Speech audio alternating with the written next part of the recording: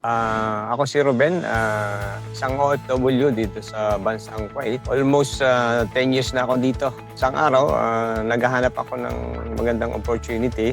Nakita ko nga itong forex trading sa isang ads about kay Coach Nika. At the other day, nag-decide ako na mag-join, mag-enroll sa community. Kasi nakita ko na parang nandito yung magandang opportunity. Sir, pagpasok niyo po ba sa forex trading, ano ba yung nasa isipan niyo? Zero knowledge ka ba doon? Gusto mo lang ng extra income? Ano po yung naisipan niyo? Bakit kayo pumasok sa forex trading? Kahanap talaga ako ng na mapapagkakitaan. Pero zero knowledge talaga ako. Wala akong kaalam-alam dyan sa forex trading na yan. Kaya doon nakita ko naman yung pagtuturo nyo sa akin, step by step, kung paano yung tamang mindset. Kaya in-apply ko siya hanggang sa natutunan ko.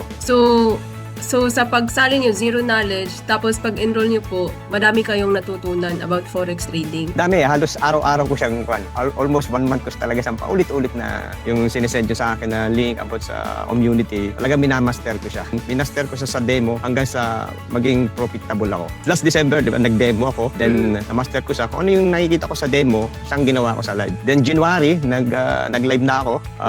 For the first week, kumita ako ng $500. As withdraw ko na agad siya para malaman ko naman kung talagang legit yung business natin. Withdraw ko agad. Yun, in a few minutes lang, na-receive ko siya. 2 days pa lang o 3 days, nag-income ako ng $1,000. Huwag na kayo magdalawang isip sa Pinoy Traders community natin. Kasi once na makita nyo yan sa wall nyo, maghaw na agad kayo. Kasi ang community, hindi lang siya talaga tutulungan tayo step by step. Ligit na ligit siya. Talagang ito na yung, kumbaga, naghahanap tayo ng opportunity na pagkakakitaan natin or soon makapag-for good tayo. Ito na, wala na tayong ibang kan. Kasi sabi ka ni Coach Nat, isang araw, magkano yung gusto mong kunin, pitasin sa forex trading, di ba? Napaka-simple, basta aralin mo lang yung step by step na tinuturo ng mga coaches, like ni Coach Nika. Yan ang coach ko eh. Makinig lang kung ano yung sinasabi, lalo na yung sa ating Hero 30s. Sundin nyo lang yon step by step. Talagang papaldo tayong lahat.